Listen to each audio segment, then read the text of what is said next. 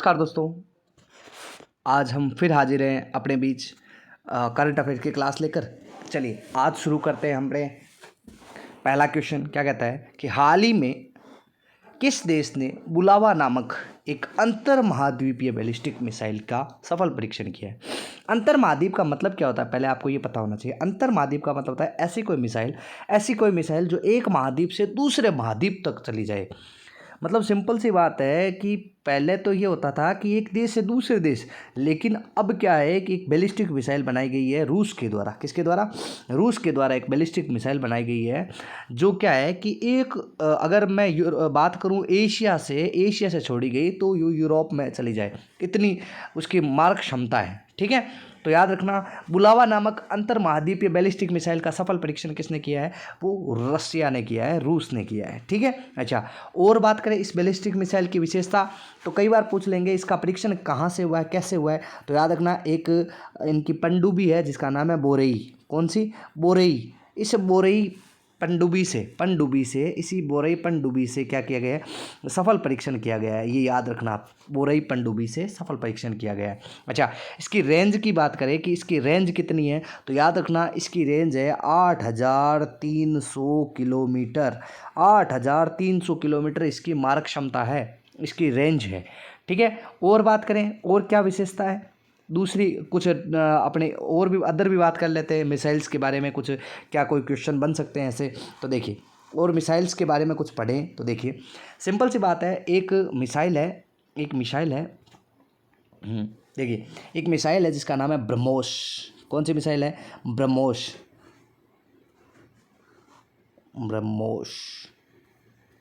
BrahMos missile.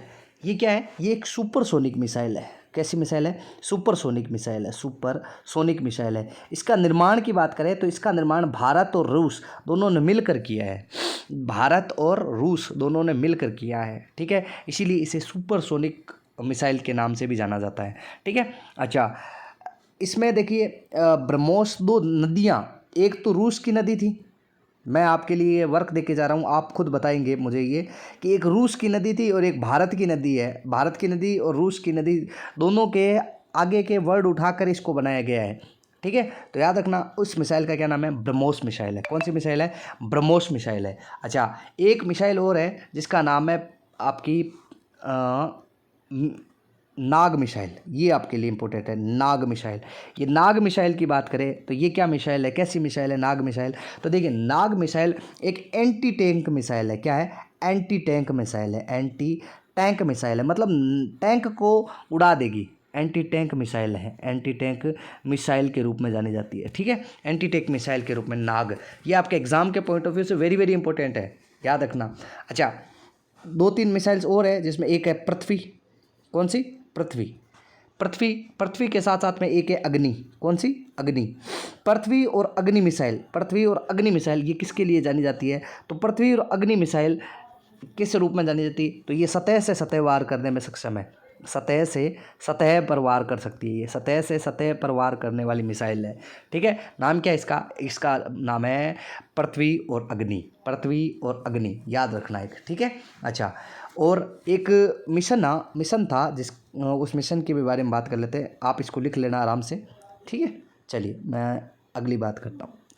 अगली एक missile है, एक मिशन बनाया गया था जिसका नाम था मिशन दिव्यास्त्र। कौन सा? मिशन दिव्यास्त्र।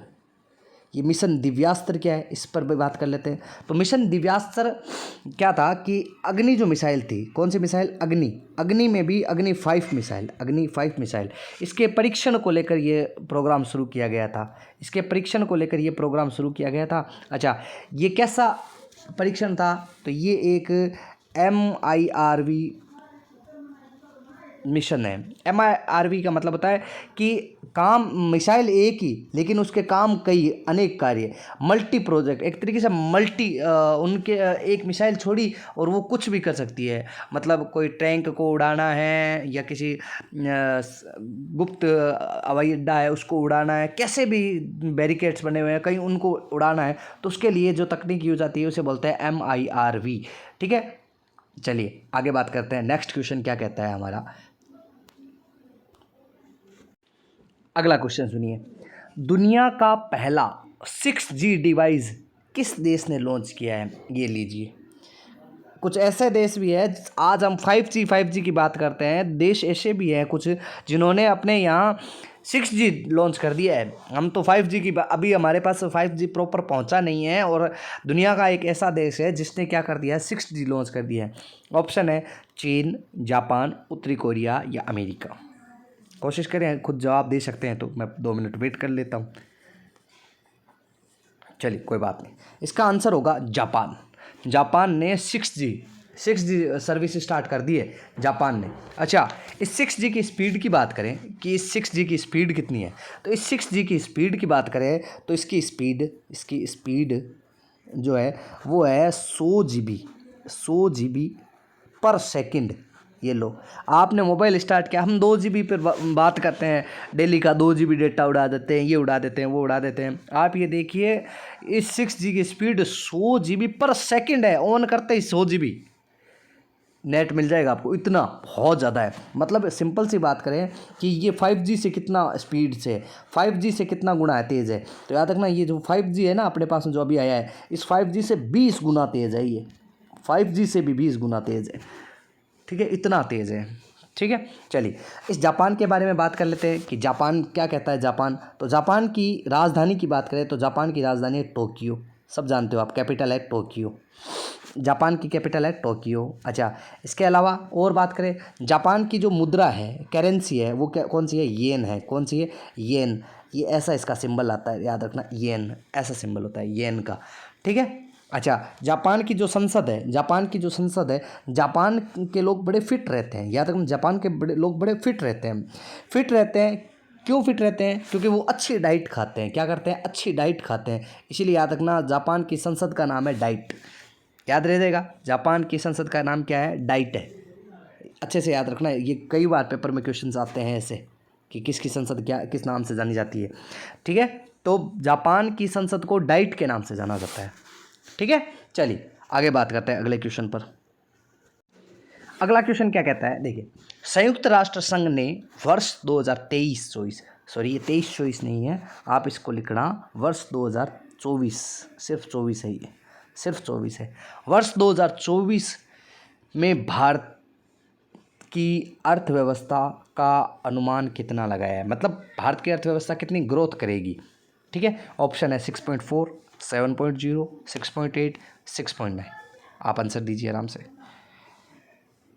चलिए, इसका आंसर होगा आपका 6.9%। कितना? 6.9% इसका ग्रोथ रेट रहेगी। किसकी? भारत की। ये किसने कहा है? ये कहा है यूएन, संयुक्त राष्ट्र संघ ने ये ऐसा कहा है। ठीक है। अच्छा, अब बात करते हैं अदर क्या कहता है। तो खुद जो अपनी आरबीआई है, हमारी जो आरबीआई है संस्था, आरबीआई ने हमारी जो ग्रोथ रेट है, अर्थव्यवस्था का अनुमान कितना बताया है? तो ये अर्थव्यवस्था का अनुमान बताया 7.0%, 7 या 7% भी मान सकते हो आप पूरा। ठीक है। अच्छा, इसी के अकॉर्डिंग 2025 की जो हमारी, इसी संयुक्त राष्ट्र के अकॉर्डिंग 2025 में हमारी अर्थव्यवस्था कितनी परसेंट रहेगी? तो ये बताया है 6.6%। कितनी? 6.6% बताया है। ठीक है। अच्छा, इसी के साथ साथ में इसने एक आंकड़ा और जारी किया है कि आपका जो दक्षिणी एशिया, इसका जो ये जो रेट है, अर्थव्यवस्था का दर है, वो कितने परसेंट बताइए? वो बताइए 5.8%, 5.8% बताइए। ठीक है। चलिए, ये क्वेश्चन आपके एग्ज़ाम के पॉइंट ऑफ व्यू से वेरी इंपॉर्टेंट है। ऐसे क्वेश्चन बच्चे छोड़ देते हैं हमेशा, छोड़ देते हैं कि यार ये इकोनॉमिक्स के सवाल हमें नहीं आते। बस कुछ नहीं है, इकोनॉमिक्स के सवाल भी करंट से रिलेटेड आते हैं, ऐसे ही क्वेश्चन आते हैं। ठीक है, तो आप इस क्वेश्चन को आराम से लिखें बढ़िया तरीके से। चलिए अगले क्वेश्चन पर बढ़ते हैं अपने। चलिए बात करते हैं, हाल ही में चर्चा में रहा हम्बोल्ट बर्फ का मैदान कहाँ स्थित है? ऑप्शन है Brazil, Argentina, Chile, Venezuela. Brazil, Argentina, Chile, Venezuela. Answer दीजिए आप अपना। चलिए आंसर दीजिए। चलिए मैं बताता हूँ आपको, इसका आंसर होगा वेनेजुएला। कौन सा देश होगा? वेनेजुएला। मतलब सिंपल सी बात है, वेनेजुएला में क्या है कि ये हम्बोल्ट बर्फ़ का मैदान है, ठीक है। अच्छा, अब बात करते हैं क्या होता है, क्या बोला गया है। बर्फ़ का मैदान मतलब ग्लेशियर्स।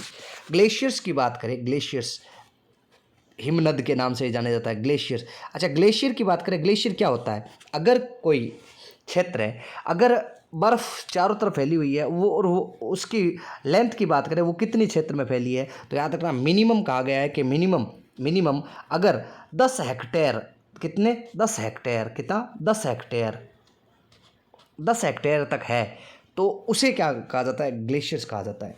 अच्छा, साथ ही वेनेजुएला की बात करें तो ये पूरे विश्व का पहला ऐसा देश बना है जहाँ पर क्या है, जहाँ पर सभी ग्लेशियर्स पिघल चुके हैं, सभी जितने भी ग्लेशियर्स हैं वो पिघल चुके हैं। ये हमारे लिए चिंता का विषय है, बहुत बड़ी चिंता का विषय है कि ग्लेशियर्स पिघलने लग गए हैं, ठीक है। चलिए अब बात करते हैं और कुछ है इस वेनेजुएला के बारे में, तो देखिए और बहुत कुछ है इस वेनेजुएला के बारे में। तो देखिए, वेनेजुएला की राजधानी की बात करें तो वेनेजुएला की राजधानी है कराकस। याद रखना, वेनेजुएला की राजधानी कराकस है, याद रहेगा, कराकस है। इसकी जो मुद्रा है, मतलब करेंसी है इसकी जो करेंसी है, मुद्रा है, वो कौन सी है, इसकी करेंसी है वो है आपकी बोलीवर है, ठीक है। बोलीवर इसकी करेंसी है। अच्छा, यहाँ एक झील है, इस वेनेजुएला में एक झील है जिसका नाम है आपका मराकाई। पूछ रहा है मराकाई, ठीक है, मराकाई। वेनेजुएला में जब बर्फ़ पिघल चुकी है तो अब बर्फ़ पिघलने के बाद गर्मी पड़ेंगे तो पूछेंगे कि मराकाई, तो याद रखना मराकाई ये एक झील है जो सबसे बड़ी झील है वेनेजुएला की। साथ ही वेनेजुएला के साथ साथ में जो आपका साउथ अमेरिका है, साउथ यूएसए है, महाद्वीप है, उसकी भी सबसे बड़ी झील कौन सी है, मराकाई, ठीक है। मराकाई सबसे बड़ी झील है भाई, मरना सबसे बड़ा काम है, इसीलिए सबसे बड़ी झील हो गई मराकाई, ठीक है। अच्छा, उसके बाद में और बात करें आपके इस साउथ अमेरिका के बारे में, तो आपको पता होगा यहाँ एक पर्वत श्रृंखला है जिसका नाम है एंडीज पर्वतमाला। कौन सी, एंडीज पर्वतमाला यहीं स्थित है। आप जानते हो इस एंडीज पर्वतमाला के बारे में। अच्छा, इस एंडीज पर्वतमाला की सबसे ऊंची चोटी है माउंट एकांकगुआ।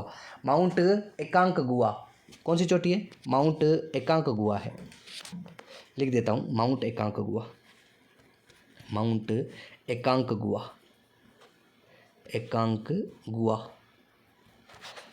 ठीक है, सबसे ऊंची चोटी है, ठीक है।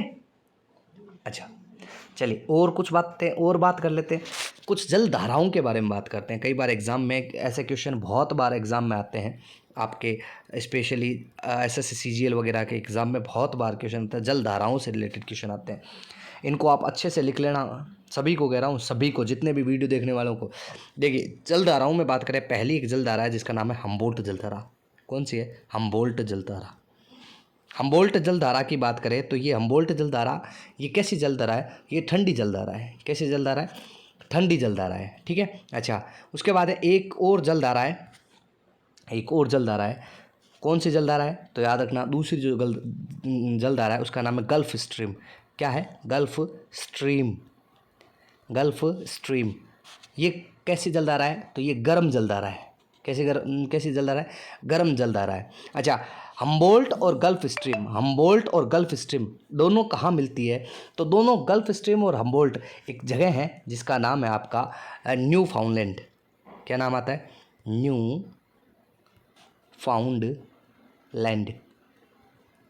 फाउंडलैंड, यहाँ पर आकर मिलती है न्यू फाउंडलैंड, ठीक है, यहाँ मिलती है। और यहाँ पर एक जगह है स्पेशली जिसका नाम है ग्रैंड बैंक।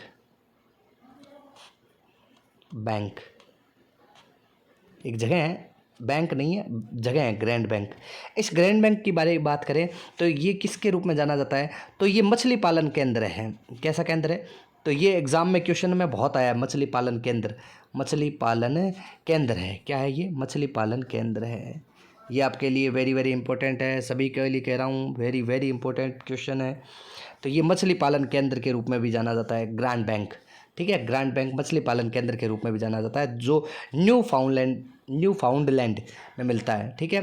अच्छा, और बात करें और क्या है इसके बारे में, कुछ और जलधाराओं के बारे में बात करें तो एक जलधारा है जिसका नाम है अल नीनो।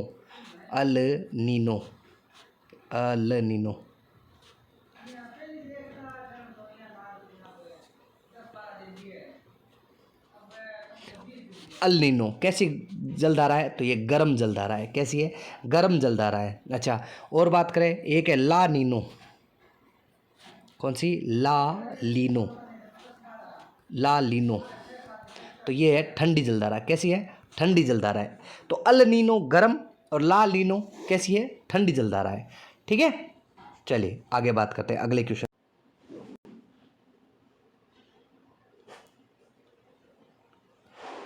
ठीक है, देख लीजिए आराम से क्या कहता है। चंद्रयान 2 या आदित्य L1। देखिए आदित्य L1 के बारे में बात कर ले। आदित्य L1 क्या कहता है?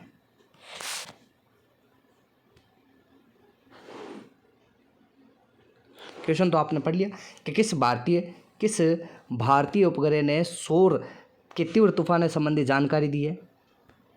तो किसने दी है? तो वो है चंद्रयान और आदित्य L1। आदित्य L1 के बारे में बात करें तो आदित्य L1 ये किससे लॉन्च किया गया? ये किया गया PSLV C57 से लॉन्च किया गया। अच्छा, ये कहाँ पहुँचा है? देखो ये L का मतलब क्या है, L1 का मतलब क्या है, इसको समझना ज़रूरी है। L का मतलब है लंगराज। क्या मतलब है? लंगराज पॉइंट। लंगराज पॉइंट। कुल मिलाकर हम बात करें, हमारे अर्थ के बारे में बात करते हैं, तो देखिए कुछ ऐसा समझिए कि जैसे ये हमारा सन है। ठीक है, ये हमारा सन है, ये सन है। अच्छा, सन से अर्थ की बात करें तो ये अर्थ है। जैसे सन से अर्थ के बीच क्या है कि सन से अर्थ के बीच में क्या है, कुछ डिस्टेंस बांटी गई है। जैसे L1, L2, L3, L4, L5 के नाम से दिया गया है। ठीक है, ताकि क्या हो कि ये पता चलता रहे कि सूर्य से आने वाली किरणें कितनी हानिकारक है, कितनी भयंकर है। तो हमने इसीलिए L1 यहाँ पर लॉन्च किया है, अपना आदित्य L1 लॉन्च किया है। ठीक है, चलिए अब चंद्रयान के बारे में बात कर लेते हैं। तो चंद्रयान 2 की बात, अब आप कहोगे सर चंद्रयान 2 क्यों थर्ड लॉन्च कर दिया?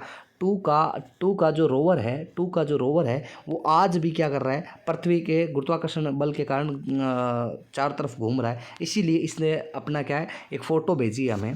ठीक है, चलिए अब बात करते हैं। आज की क्लास कंप्लीट हुई, अब टॉप हेडलाइंस पर चलते हैं। अपने टॉप हेडलाइंस देख लीजिए आराम से।